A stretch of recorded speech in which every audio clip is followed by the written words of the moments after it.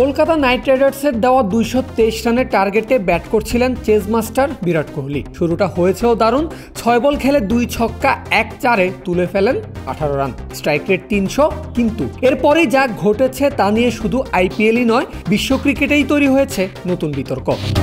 হর্ষিত রানার ফুল টসে ভরকে গিয়ে ক্যাচ তুলে দেন বিরাট কোহলি, আর আউট হলেও কোহলি দাবি করেন নো বলের। কিন্তু অনফিল্ড আম্পায়ার নো বল না দিলে সেটি রিভিউ করেন আরসিবি ব্যাটার।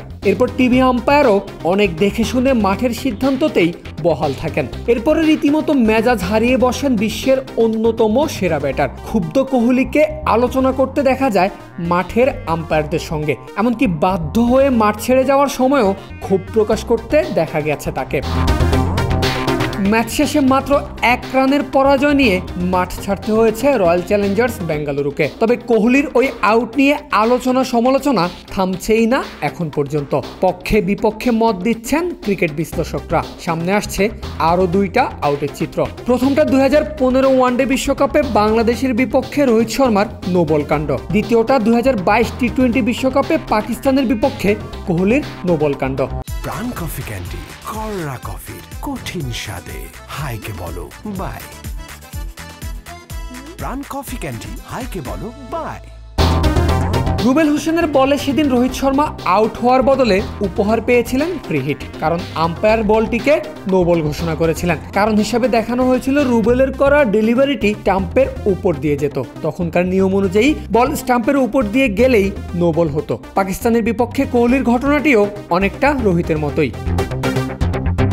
এখনকার ক্ষেত্রে নিয়মটা বদলে গেছে একটুখানি। এমসিসির আইনে 41.7.1 নম্বর ধারা অনুযায়ী যে কোনো ডেলিভারি পিছে না পড়ে পপিং ক্রিজে সোজা হয়ে দাঁড়ানো ব্যাটসম্যানের কোমর উচ্চতার উপর দিয়ে অতিক্রম করলে বা অতিক্রম করত এমন হলে সেটিকে অন্যায্য বলে গণ্য করা হবে। এমন ডেলিভারি হলে আম্পায়ার নো বল ডাকবেন। এবার দেখা যাক কেকেআরের বিপক্ষে হওয়া কোহলির আউটের দৃশ্যটি, যা অনেকটা আগের দুটো দৃশ্যর মতোই দেখাচ্ছে, অর্থাৎ আপাত দৃষ্টিতে নট আউটই হওয়ার কথা। তবে কেন আউট হলেন কোহলি সে ব্যাখ্যা দিয়েছে ব্রডকাস্টিং চ্যানেল স্টার স্পোর্টস।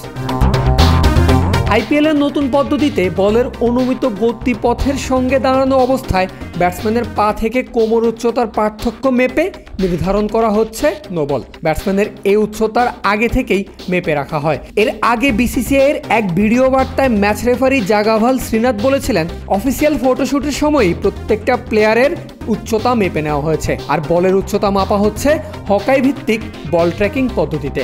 আর তাই হর্ষিত রানার ডেলিভারিতে কোহলির ব্যাটে যখন বল লাগে তখন সেটির গতিপথ অনুযায়ী তা কোহলির কোমরের উপরেই ছিল। কিন্তু স্লোয়ার বলটি ক্রমেই নিচু হচ্ছিল, কোহলিও ছিলেন ক্রিজের বাইরে। তাই বলটি পপিং ক্রিজ পর্যন্ত পৌঁছালে যে উচ্চতায় থাকতো সেই উচ্চতার পরিমাণ 0.92 মিটার, আর সে সময় ব্যাটার কোহলির কোমরের উচ্চতা ছিল 1.02 মিটার।